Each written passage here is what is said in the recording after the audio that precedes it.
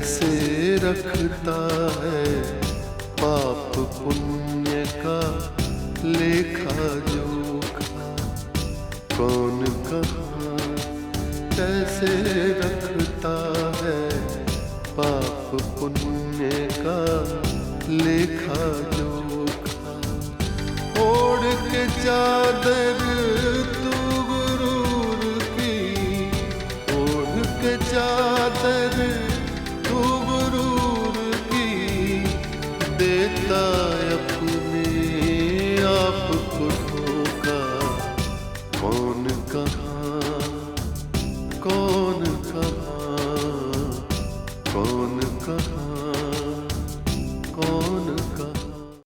मैं तुमसे बस इतना ही कहना चाहती हूँ कि अगर तुम इनके झांसे से नहीं निकली तो वो तुम्हारा ऐसा हश्र करेंगे कि तुम्हें पागल बना देंगे, पागल। कैलाश जी ने स्वीकृति दे दी है। हमारी चैनल पे उनका फर्स्ट एक्सक्लूसिव इंटरव्यू होगा कि तुम एक दिन वहीं खड़ी होगी जहां तुम्हारी मां खड़ी है। मीरा को लेकर तुझे फिल्म तो बनानी ही पड़ेगी, वरना कोर्ट के नोटिस के लिए तैयार रहना। वेद पुराण स्मृति श्रुति उपनिषद रामायण गीता में लिखा हुआ है कि चित्रगुप्त मानव जाति के पाप पुण्य का लेखा जोखा रखते हैं। तो चित्रगुप्त जी, कलयुग में मायावी पाप के साथ युद्ध करने की आपकी रणनीति प्रारंभ हो चुकी है, परंतु नारद अभी तक ब्रह्मांड में ही है। ना ना ना ना नारायण नारायण। तो नारद जी, आपका मन पुनः पृथ्वीलोक पर भ्रमण करने के लिए मचल रहा है। नारायण नारायण। चित्रगुप्त जी, आप तो मेरा स्वभाव जानते हैं। भ्रमण करना मेरा प्रिय स्वभाव है तथा पृथ्वी लोक पर भ्रमण करना तो मुझे परम प्रिय है। परंतु क्या नारद जी?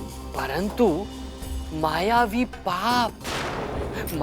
पाप मुझे पहचानता है चित्रगुप्त जी, मेरा उपहास करता है। नारायण नारायण। स्वामी, मेरे मन में एक विचार आया है। कहिए शोभावती। स्वामी, क्या ये संभव नहीं कि नारद जी को पृथ्वीलोक में भ्रमण के लिए भेजा जाए और मायावी पाप उन्हें पहचान न सके? विचार तो उत्तम है, परंतु मुझे सूर्य देवता का मार्गदर्शन लेना होगा।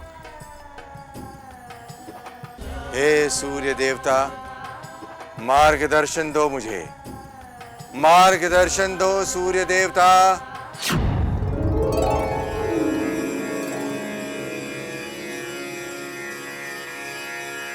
कहिए चित्रगुप्त।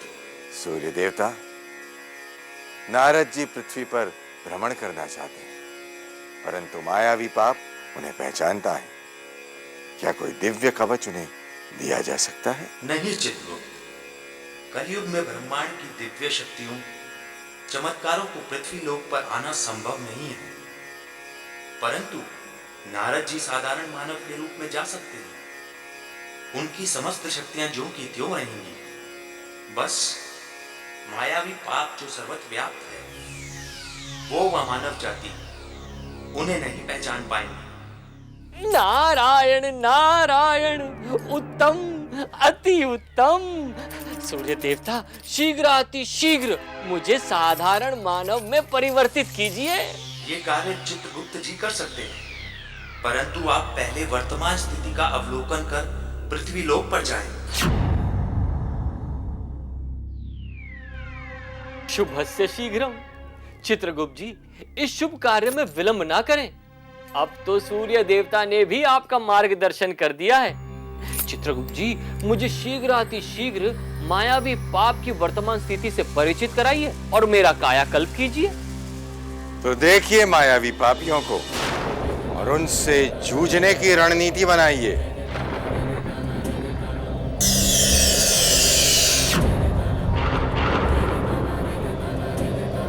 बैठिए।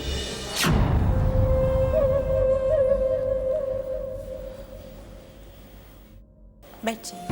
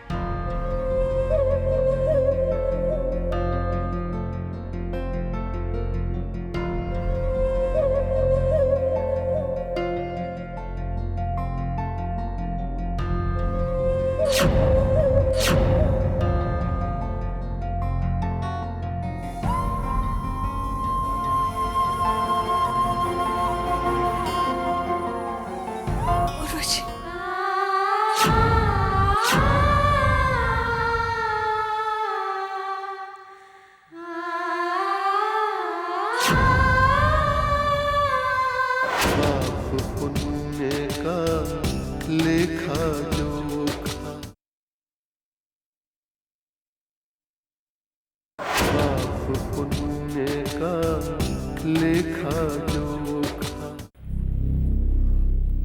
आओ माँ, आओ। पहले एक income tax officer PK Saxena आए थे, उसके बाद उनकी 2 संतान अर्चना और आलोक, और अब उनकी पत्नी सावित्री देवी आई हैं।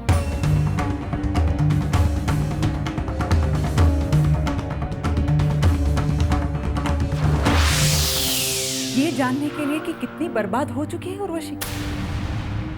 जब उर्वशी के पास पैसा था, नाम था, तब तो कोई नहीं आया। हाँ, क्योंकि तब तो PK सक्सेना की नाक जो कटती। और अब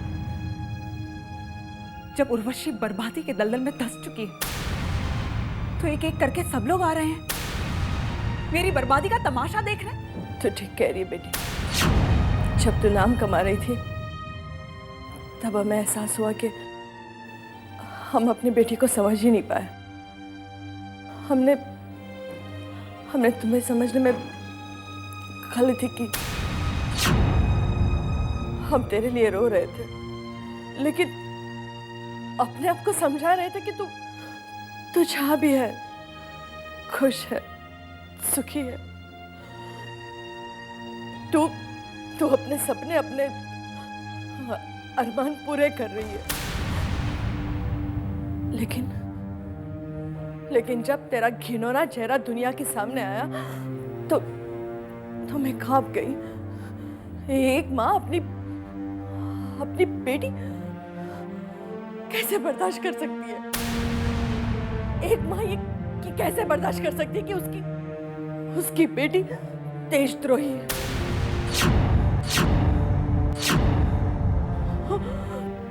अपनी मर्जी से यहाँ कोई कुछ नहीं बन पाता माँ। हालात और परिस्थितियां मजबूर कर देती है गलत राहों पर चलने के लिए। लौटा बेटी, लौटा। आज भी तेरे पापा के घर दाल रोटी है, इज्जत अबरू की चादर है। छोड़ दी ये सब कुछ, वहाँ अपनों का प्यार है। या माँ, तुम जानती नहीं, मुझे धमकियां आती है। मैं जिस राह पर चल पड़ी हूँ, अगर वहां से मैंने लौटने की कोशिश की तो मैं इस दुनिया से ही उठ जाऊंगी। माँ, मुझे मार दिया जाएगा। आपने मुझे वापस बुलाने में बहुत देर कर दी माँ।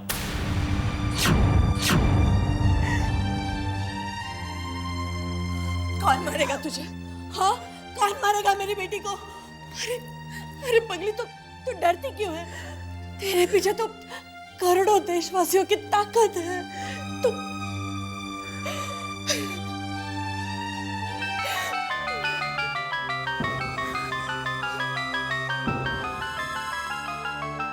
माँ, उन्हीं लोगों का फोन है। अब प्लीज यहाँ से चली जाइए, मुझे जरूरी काम से बाहर जाना है। हेलो, सुनिए, आप जो भी हो, एक बात कान खोलकर सुन लो। मेरी बेटी को छोड़ दो। मैं उर्वशी की माँ बोल रही हूँ।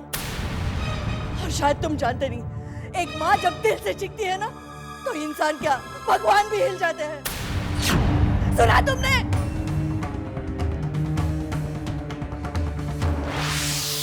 ये तुमने क्या किया माँ? बिल्कुल ठीक किया मैंने। तू डरती क्यों है? तू चल मेरे साथ इसी वक्त। मैं देखती हूँ कौन तेरा क्या बिगाड़ता है। नहीं माँ, मैं नहीं चल सकती। आप इस वक्त जाइए यहाँ से। मेरे कारण आप सबकी जान भी खतरे में पड़ जाएगी। अरे मर गए हमें मारने वाले, जो होगा देखा जाएगा। तो चल मेरे साथ।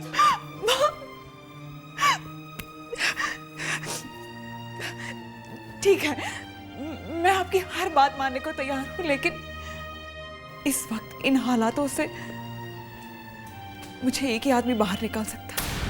कौन? चित्रांश। एक वही है, अगर वो मुझे माफ कर दे तो शायद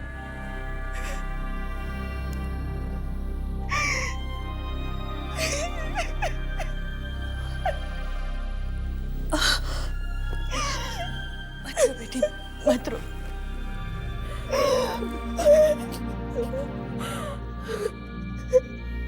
मित्रों, चित्रांश चित्रांश हमारे साथ में हमारे घर में रहता है। वो तुझे जरूर बचाएगा। मैं चित्रांश से बात करूंगी। मैं चित्रांश से नहीं माँ, माँ मैं खुद चित्रांश से बात करूंगी। आप बस उसे ये कह देना कि आज फिर उर्वशी को उसकी जरूरत है। सच में एक भिखारिन बन गई हूं मैं, उससे भीख चाहती हूँ।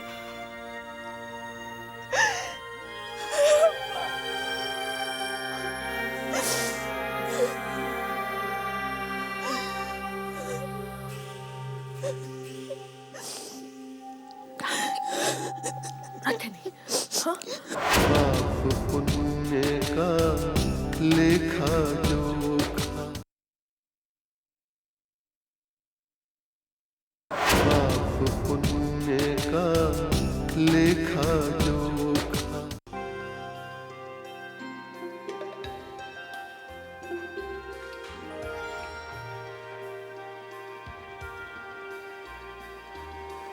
प्रेम बेटा, अरे अब्दुल्ला चाचा बैठिए प्लीज। चाचा फिर एक बड़ी मुश्किल आ गई है, आपसे थोड़ा सलाह मशवरा करना था। हाँ बेटा बोलो, क्या बात है? चाचा, सर्वेक्षणी की बड़ी बहन आई थी, हमसे बहुत बड़ा गुनाह हो गया चाचा। सर्वेक्षणी टूट चुकी है और उसने सुसाइड तक करने की कोशिश की थी। बेटा मुझे इसी बात की फिक्र थी, जब हम किसी इंसान को बिना किसी गुनाह के गुनाहगारों में शामिल कर लेते हैं और उसे उस गुनाह की सज़ा भी दे देते हैं जो गुनाह उसने किया ही ना हो, और फिर वो बेगुनाह सर्वेक्षणी बिटिया जैसी हो जो तुमसे टकराने की सोच भी ना सके, फिर तो उसके सामने सुसाइड करने के अलावा और कोई चारा ही नहीं बचता। बेटा हम सर्वेक्षणी बिटिया के गुनाहगार हैं, उसके कसूरवार हैं। अल्लाह हमें माफ करे ना करे ये उसकी मर्जी, लेकिन कसूरवार तो हम हैं ही बेटा।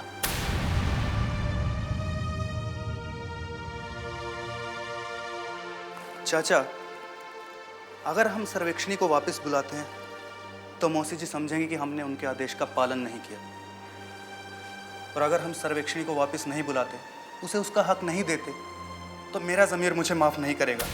चाचा प्लीज़ आप कुछ ऐसा कीजिए ना कि जिससे मेरा ज़मीर मुझे माफ़ कर दे।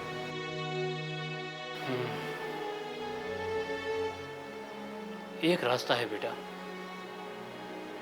अगर हम पैसा किसी और कंपनी में ट्रांसफ़र कर दें और ये प्रोजेक्ट उनसे बनवाएं, लेकिन शर्त ये रख दें कि ये प्रोजेक्ट सर्वेक्षणी बिटिया बनाएगी, तो कैसा रहेगा? हाँ चाचा, ये आइडिया एकदम परफेक्ट है, इससे मेरे दिल का बोझ भी हल्का हो जाएगा। लेकिन चाचा एक बात का ध्यान रखना, आप कंपनी के मालिक को ये इन्फॉर्म कर देना कि सर्वेक्षण जो हमारे कंप्यूटर बना रही है ना, ये राज राज ही रहे, किसी को कुछ खबर ना। ये राज राज ही रहेगा, तो मैं ऑफिशियली ये काम शुरू कर दूं? बिल्कुल चाचा, शुक्रिया चाचा। बेटा शुक्रिया तो ऊपर वाले का, बड़े साहब का और मेम साहब का, जिन्होंने वक्त रहते तुम्हें इस गुनाह से बचा लिया, और फिर तुम्हारा ज़मीर किसी का दुख तकलीफ कहाँ देख पाता है। चलता हूँ बेटा।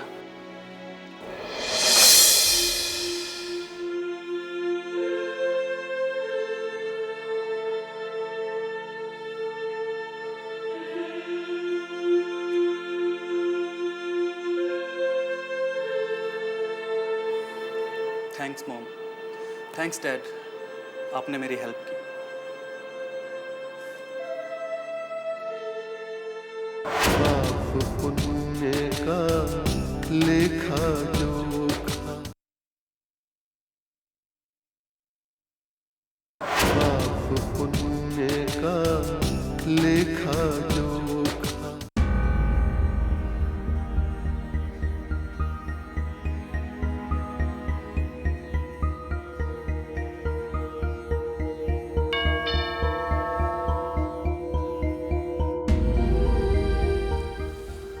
नमस्ते आंटी। अरे चित्रांश, आज बहुत देर कर दी। मैं कब से तुम्हारा इंतजार कर रही हूँ। आंटी मैं तो हर रोज से भी पहले आ गया हूँ। लगता है आपका मन तेज चल रहा है, समय से भी तेज। शायद। क्या बात है आंटी, लगता है कोई बहुत बड़ी बात है? हाँ, बहुत बड़ी बात है चित्रांश। इस घर को तुम्हारी मदद की जरूरत है ताकि इस घर की टूटी हुई कड़ियाँ फिर से जुड़ जाए और एक भटका हुआ राह पर वापस आ जाए। आंटी, आप उर्वशी से मिलकर आ रही हैं? मैं ठीक कह रहा हूँ ना आंटी?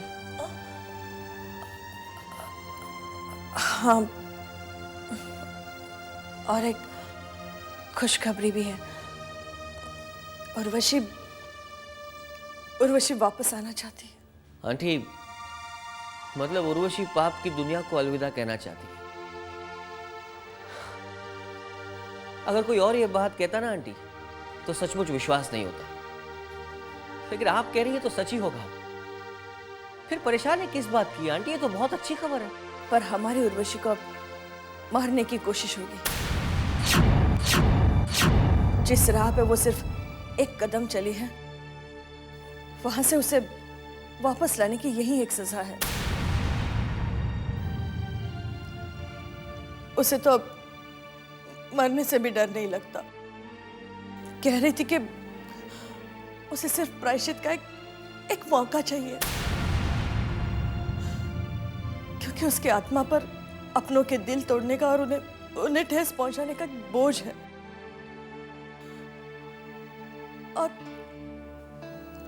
और उसे तुम्हारी और सिर्फ तुम्हारी जरूरत है।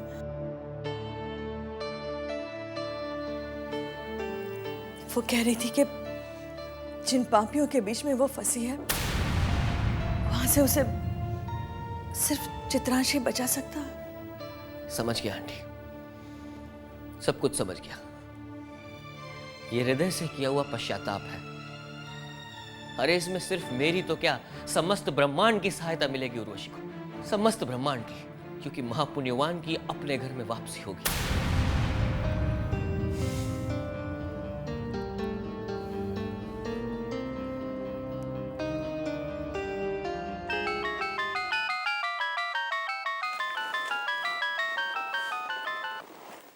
हेलो उर्वशी, सुस्वागतम सुस्वागतम सुस्वागतम। बहुत बहुत स्वागत है तुम्हारा उर्वशी, बहुत स्वागत है। मुझे आंटी ने सब कुछ बता दिया। तुम्हारे इस फोन ने मेरी सारी मुश्किलें हल कर दी चित्रांश। मुझे तो डर था कि क्या पता तुम मुझे कभी माफ करोगे भी या नहीं। उर्वशी, चित्रांश तो हर रिश्ते में पाप और पुण्य ढूंढता है। पापियों से दुश्मनी पाल लेता है और पुण्यवानों से दोस्ती। और फिर उर्वशी, अब तो तुम पुण्य की राह पर आ गई हो। अच्छा सुनो, कल मैं तुम्हारे घर पर आकर तुम्हें मिलूंगा, ठीक है? बाय उर्वशी। बाय चित्रांश। सच, कितना फर्क होता है पापियों और पुण्यवानों में।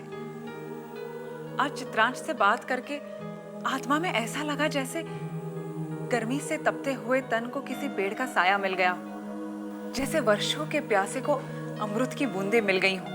हाँ, इस राह पर शांति है, सुकून है। दुनिया की सबसे बड़ी दौलत, दुनिया की सबसे बड़ी शोहरत भी इस शांति के आगे बेकार है। मैं आ रही हूँ पापा, मैं आ रही हूँ चित्रांश, मैं वापस आ रही हूँ।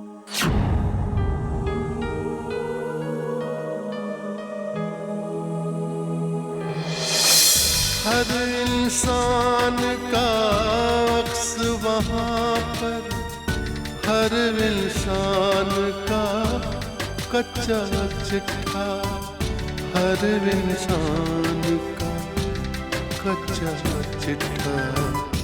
हाज़िरी सबकी लगती एक दिन, एक पल में ही फैसला